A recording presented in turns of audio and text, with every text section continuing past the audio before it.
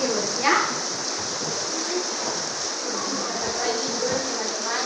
Sekarang kami akan menyaksikan hasil kerja dari teman-teman. Saya silakan.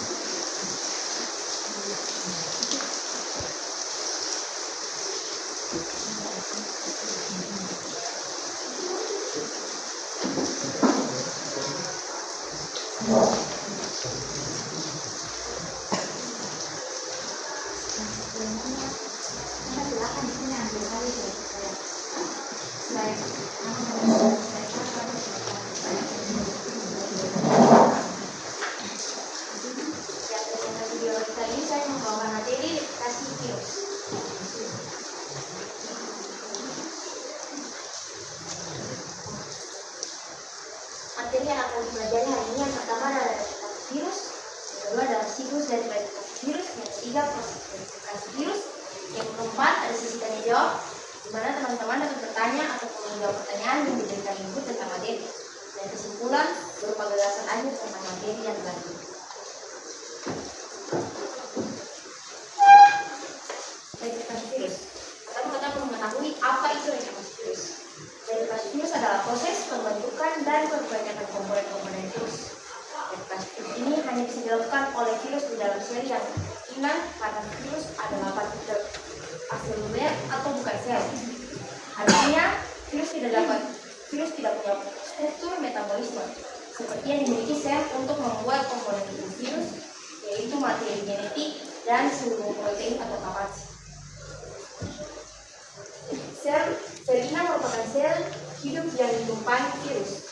Sel inang dapat berupa organisme uniseluler atau bersatunggal, seperti bakteri dan protozoa, maupun multiseluler berarti bersel banyak, seperti jamur, tumbuhan, hewan, hingga manusia.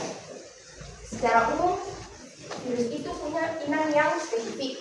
Contohnya yaitu bakteri biofag yang hanya menginfeksi bakteri E. coli dan DMV yang hanya menginfeksi tembakau.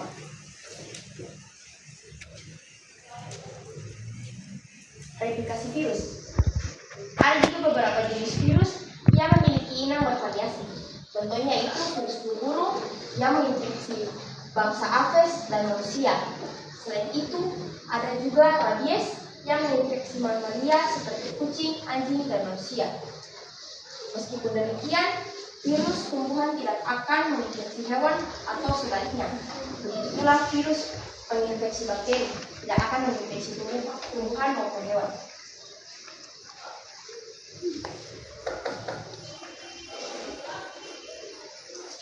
Proses verifikasi virus. Verifikasi virus umumnya dimulai dari siklus litik sampai dengan isogenik.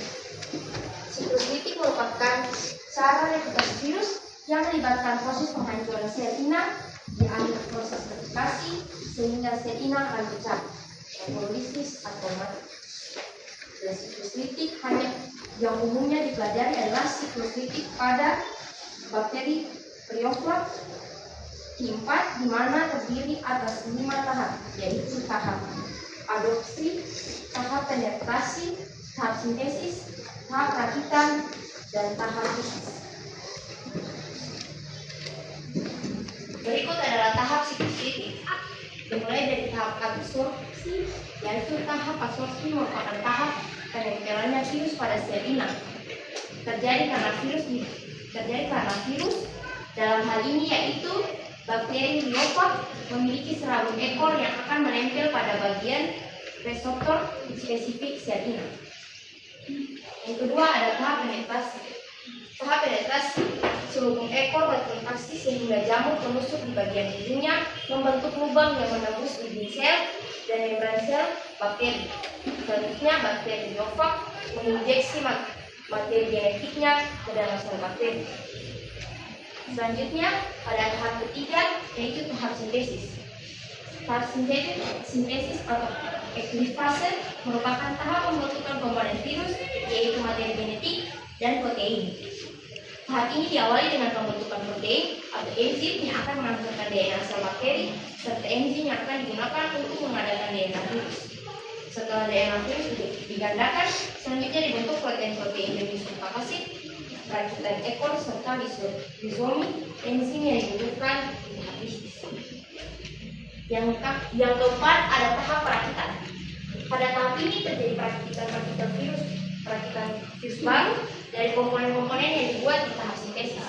Kapasit, materi genetik, dan bagian ekor akan dirakit menjadi partikel bakteriofag yang utuh. Pada bagian siklus litik ada tahap terakhir yaitu tahap lisis. Pada tahap ini terjadi perakitan partikel virus baru dari komponen-komponen yang dibuat di tahap sintesis. Kapasit, materi genetik, dan bagian ekor akan dirakit menjadi partikel bakteriofag. Prosesnya replikasi virus melalui penyusupan materi genetik virus pada materi genetik inang. Jadi siklus sitogenik tidak melibatkan proses penghancuran atau kematian sel inang.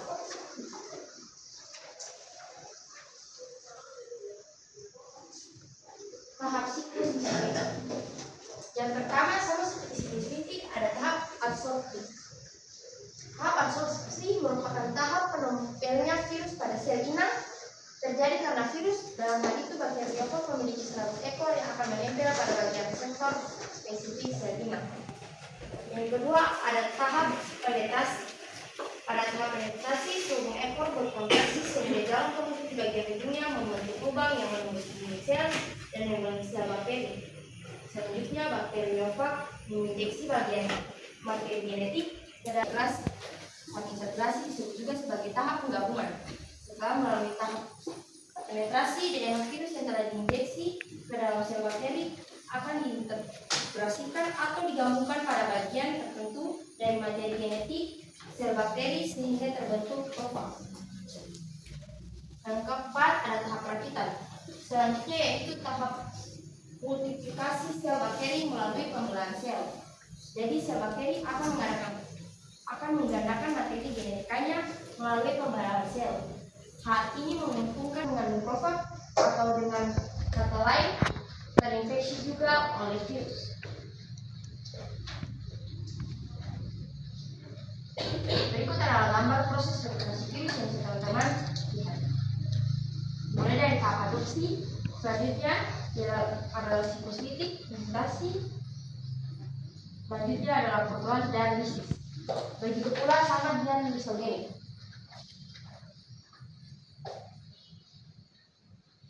Berikut adalah kita masuk di sesi tanya jawab. Teman-teman diperbolehkan untuk memberikan pertanyaan tentang materi, juga diperbolehkan untuk menjawab pertanyaan tersebut. Kepada teman-teman dipersilahkan.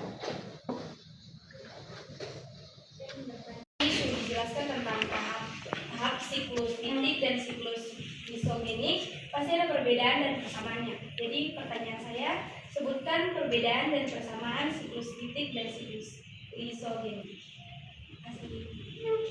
Jawab pertanyaan dari teman saya, yaitu sebutkan perbedaan dan persamaan dari siklus litik dan juga lisogenetik. Persamaan dari siklus litik dan lisogenetik yaitu yang pertama adopsi, penetrasi, dan perakitan. Sedangkan perbedaan dari siklus litik dan lisogenetik yaitu sel inang, jumlah tahapan, kelanjutan siklus, dan kondisi akhir sel inang atau bakteri. Terima kasih. Atas kesempatannya, saya akan bertanya. Pertanyaannya adalah, apa yang terjadi pada sel inang selama proses replikasi virus? Terima kasih. Di sini saya akan menjawab pertanyaan dari teman saya yang namanya Talita. Pertanyaan itu apa yang terjadi pada sel inang selama proses replikasi virus? Proses yang terjadi pada sel inang yaitu virus membujuk sel dengan melepaskan materi genetik dan protein yang dimilikinya ke dalam sel inang.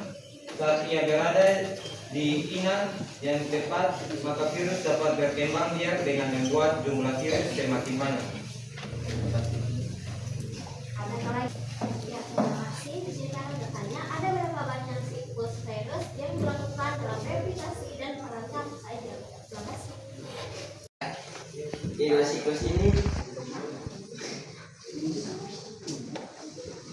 Kedua siklus ini berperan dalam replikasi virus, namun memiliki karakteristik yang berbeda, yaitu menginfeksi sel inang dalam jangka waktu yang lama, sementara siklus titik menyebabkan kematian sel inang dan pelepasan virus baru. Ya. Aja mempunyai pertanyaan?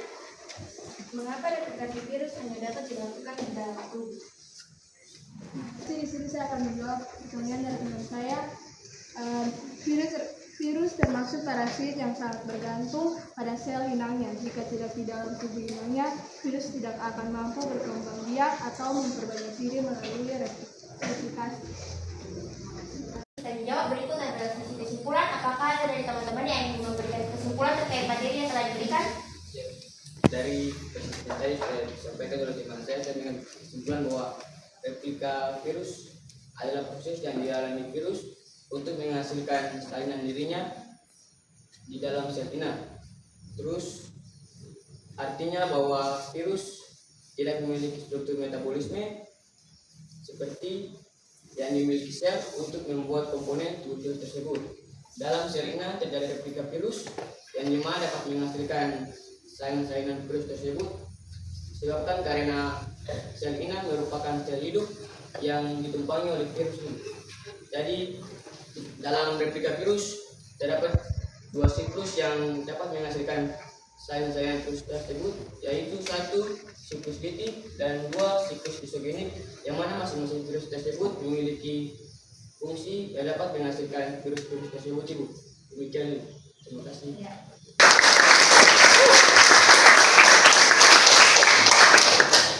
Kepada kelompok 1, terima kasih. Silakan kembali ke tempat.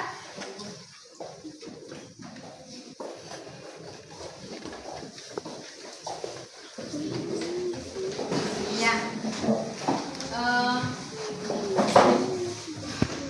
kita akan kuis, ya. Tolong kertas satu lembar, tulis nama, kelas, hari tanggal, ya.